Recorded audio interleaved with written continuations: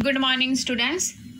9th वाले बच्चे, सिद्धि हिंदी विद्यालय की इस ऑनलाइन क्लासेस में आपका हार्दिक स्वागत है। अब बच्चों, यहाँ पे हमारा ये जो दूसरा पार्ट है, ये दूसरे पार्ट के हम अभ्यास के प्रश्नोत्तर की चर्चा कर लेते हैं। पाठ हमारा करीबन यहाँ पे खत्म हो चुका है। तो उसमें पहला जो प्रश्न है कि ठोडला के पहले के आखिरी गांव पहुंचने पर भीख मंगे के वेश में होने के बावजूद लेखक को ठहरने के लिए उचित स्थान मिला, जबकि दूसरी यात्रा के समय भद्रवेश भी उन्हें उचित स्थान नहीं दिला सका, क्यों? तो उसमें हमें लिखना है पहले प्रश्न के उत्तर में कि ठोडला के पहले के आखिरी गांव पहुंचने पर लेखक भीख मंगे के वेश में होने के बाद भी ठहरने का स्थान पा गया, क्योंकि उस समय उनके साथ बौद्ध भिक्षुक सुमति थे। सुमति की उस गांव में जान पहचान थी। दूसरी यात्रा के समय लेखक भद्रवेश में था, पर वह उस गांव में लोगों के लिए अपरिचित था। उस यात्रा में लेखक शाम के समय वहां पहुंचते थे। शाम के समय लोग छड़ पीकर होशो हवास खो बैठते हैं। इसके अलावा उनके साथ सुमति भी नहीं था, इसलिए वह ठहरने के लिए स्थान नहीं पा सके। वापस एक बार ये पहले प्रश्न का उत्तर मैं दोहरा रही हूँ, ध्यान से सुनिएगा। फिर हमें लिखना है कि ठोडला के पहरे के आखिरी गांव पहुंचने पर लेखक भीख मंगे के वेश में होने के बाद भी ठहरने का स्थान उनको प्राप्त हुआ, क्योंकि उस समय उनके साथ बौद्ध भिक्षुक सुमति थे। सुमति की उस गांव में अच्छी जान पहचान थी। दूसरी यात्रा के समय लेखक भद्रवेश में यानी अच्छे वेश में थे, पर वह उस गांव के लोगों के लिए अपरिचित थे, नए थे। उस यात्रा में लेखक शाम के समय वहां पहुंचे थे और शाम के समय लोग छड़ पीकर होशो हवास खो बैठते हैं। इसके अलावा उनके साथ सुमति भी नहीं था, इसलिए उनको ठहरने के लिए कोई अच्छी जगह नहीं मिली। दूसरे प्रश्न का उत्तर, उस समय के तिब्बत में हथियार का कानून न रहने के कारण यात्रियों को किस प्रकार का भय बना रहता था? तो उसमें हमें उस प्रश्न के उत्तर में हमें लिखना है कि उस समय तिब्बत में हथियार का कानून न होने के कारण यात्रियों को हमेशा अपने जान और माल का खतरा रहता था। वहां के लोग आत्मरक्षा के लिए खुलेआम हथियार लेकर घूमते थे। वहां उनके निर्जन स्थान से, जहां डाकुओं को किसी का भी भय नहीं रहता था, ऐसे स्थानों पर पुलिस का भी प्रबंध नहीं होता था। ऐसे में डाकू यात्रियों की पहले हत्या करते थे, फिर उससे जो भी सामान है लूट लेते थे। तो बच्चों, दूसरे प्रश्न का उत्तर है उसमें हमें इस तरह से लिखना है। वापस मैं जवाब दोहरा रही हूँ, सुनिएगा। दूसरे प्रश्न में क्या लिखना है हमें? उस समय तिब्बत में हथियारों का कानून न होने के कारण यात्रियों को हमेशा अपने जान और माल का नुकसान उठाना पड़ता था। वहां के लोग आत्मरक्षा के लिए खुलेआम हथियार लेकर घूमते थे। वहां अनेक निर्जन स्थान थे जहां डाकुओं को किसी का भी भय नहीं था। ऐसे स्थानों पर पुलिस का भी प्रबंध नहीं होता था। ऐसे में डाकू यात्रियों की पहले हत्या कर देते थे और बाद में उनके पास जो भी सामान रहता था वो लूट लेते थे। तीसरा प्रश्न, लेखक लडकोर के मार्ग में अपने साथियों से किस कारण पिछड़ गए? लेखक लडकोर के मार्ग में, तीसरा प्रश्न, अपने साथियों से किस प्रकार पिछड़ गए? वो घोड़े वाली बात याद है ना, वो हमें लिखनी है। तो उसमें यहाँ पे हमें लिखना है सबसे पहले जवाब में, लेखक लडकोर के मार्ग में अपने साथियों से निम्नलिखित कारणों से बिछड़ जाते हैं। उसमें पहला कारण, लेखक का घोड़ा धीरे धीरे चल रहा था। दूसरा लिखना है, घोड़े के सुस्त पड़ने से लेखक अपने साथियों से पिछड़ गए और अकेले में रास्ता भूल गए। तीसरा कारण, वह गलत रास्ते पर 1.5-2 मील चलता गया और फिर वापस आकर सही रास्ते पर गया। बस इतने 3 कारण हमें लिखने हैं। वापस मैं दोहरा रही हूँ तीसरे प्रश्न का उत्तर, ध्यान से सुनिएगा बच्चों। लेखक लडकोर के मार्ग से अपने साथियों से निम्नलिखित कारणों से पिछड़ जाते हैं। उसमें पहला कारण, लेखक का घोड़ा धीरे धीरे चल रहा था। दूसरा, घोड़े के सुस्त पड़ने से लेखक अपने साथियों से पिछड़ गए और अकेले में रास्ता भूल गए। और तीसरा कारण, वह गलत रास्ते पर 1.5-2 मील आगे चला गया और फिर वापस आकर सही रास्ते पर गया।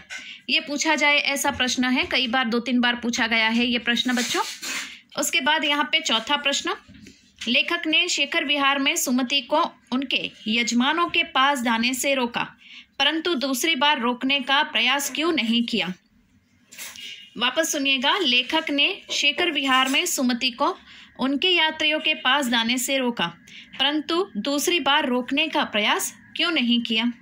तो उसमें हमें लिखना है चौथे प्रश्न के उत्तर में बच्चों, शेखर विहार में सुमति के बहुत से यजमान रहते थे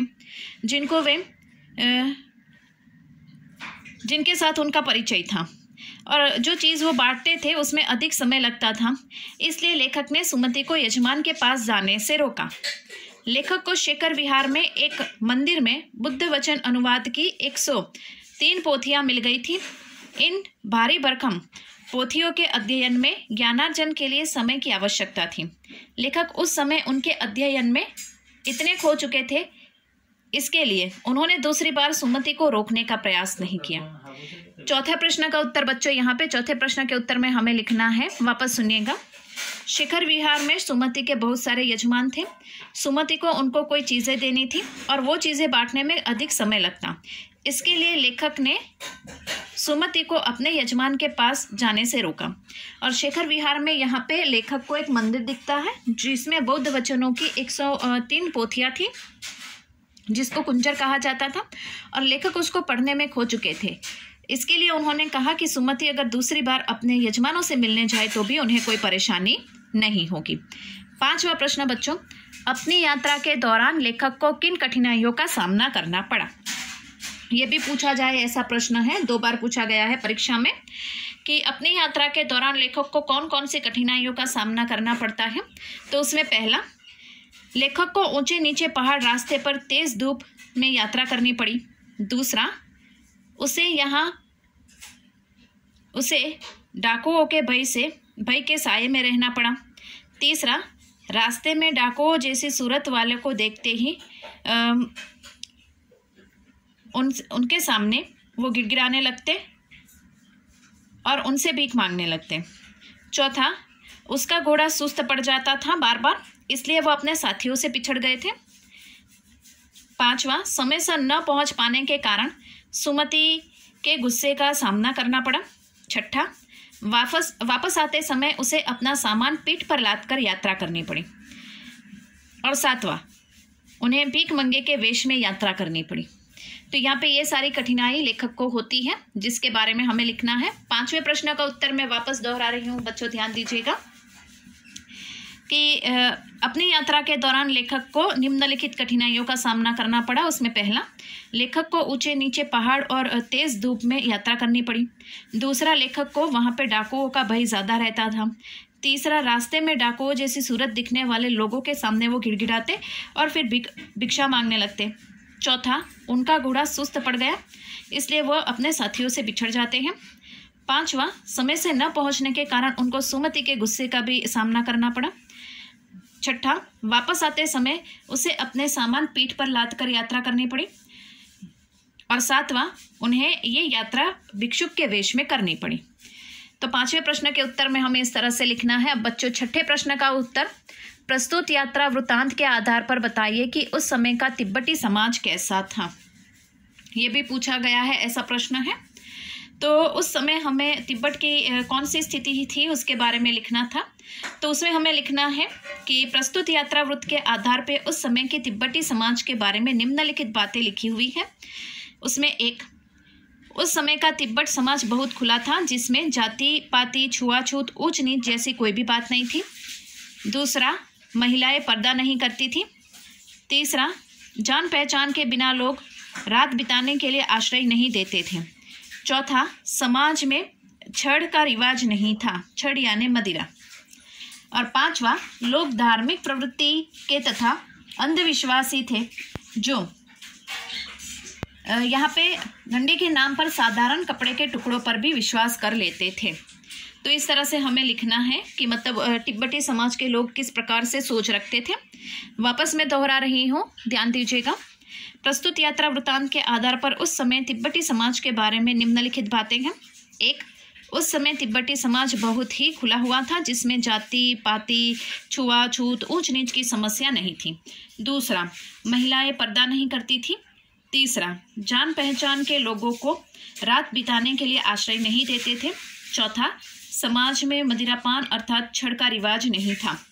और पांचवा, लोग धार्मिक प्रवृत्ति के तथा अंधविश्वासी थे, जो यहाँ पे गंडे के नाम पर, यानी गंडा यानी कि उसका मतलब होता है कपड़े बांटना, उसके नाम पर साधारण कपड़ों के टुकड़ों पर भी विश्वास कर लिया करते थे।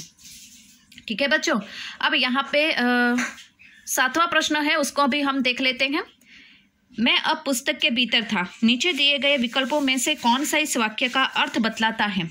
लेखक पुस्तक के पढ़ने में रम गया था, रम जाना यानी खो जाना। ख, लेखक पुस्तकों की शेल्फ के भीतर चला गया, यानी जहाँ पे पुस्तक रखी हुई होती है ना, लाइब्रेरी में हम देखते हैं, उसको शेल्फ कहते हैं।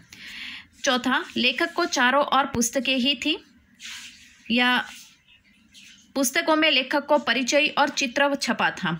मतलब लेखक पुस्तकों के भीतर, यानी पुस्तक वो पढ़ रहे, मतलब पुस्तकों के भीतर थे, ऐसा किस वाक्य के आधार पे कह सकते हैं? तो हमें इन 4 में से सही जवाब देना है।